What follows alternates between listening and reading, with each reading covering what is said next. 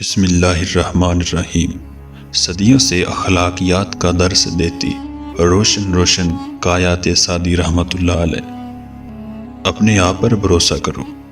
کسی باغ میں ایک کبوتر نے اپنا آشیانہ بنایا ہوا تھا، جس میں وہ دن بھر اپنے بچوں کو دانہ چگاتا۔ بچوں کے بالوں پر نکل رہے تھے۔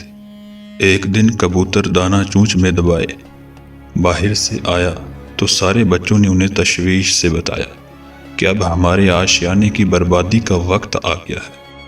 آج باغ کا مالک اپنے بیٹے سے کہہ رہا تھا، پھل توڑنے کا زمانہ آ گیا ہے۔ کل میں اپنے دوستوں کو ساتھ لاؤں گا اور ان سے پھل توڑنے کا کام لوں گا۔ خود میں اپنے بازو کی خرابی کی وجہ سے یہ کام نہ کر سکوں گا۔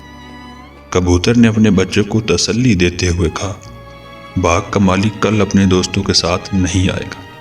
فکر کرنے کی کوئی بات نہیں، اور حقیقتاً ایسا ہی ہوا۔ باغ کا مالک دوسرے روز اپنے دوستوں کے ہمراہ پھل توڑنے نہ آیا۔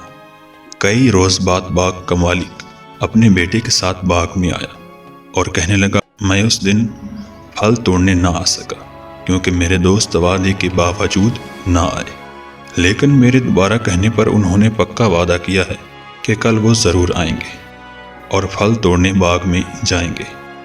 کبوتر نے یہ بات بچوں کی زبانی سن کر کہا، گھبراؤ نہیں، باغ کا مالک اب بھی پھل توڑنے نہیں آئے گا، یہ کل بھی گزر جائے گی۔ اسی طرح دوسرا روز بھی گزر گیا اور باغ کا مالک اور اس کے دوست باغ نہ آئے۔ آخر ایک روز باغ کا مالک اپنے بیٹے کے ساتھ پھر باغ میں آیا اور بولا، میرے دوست تو بس نام کے ہمدرد ہیں، ہر بار وعدہ کر کے بھی ٹال مٹول کرتے ہیں اور نہیں آتے۔ اب میں نے فیصلہ کیا ہے کہ ان پر بھروسہ کرنے کے بجائے اپنا کام میں خود کروں گا اور کل باغ سے پھل توڑوں گا۔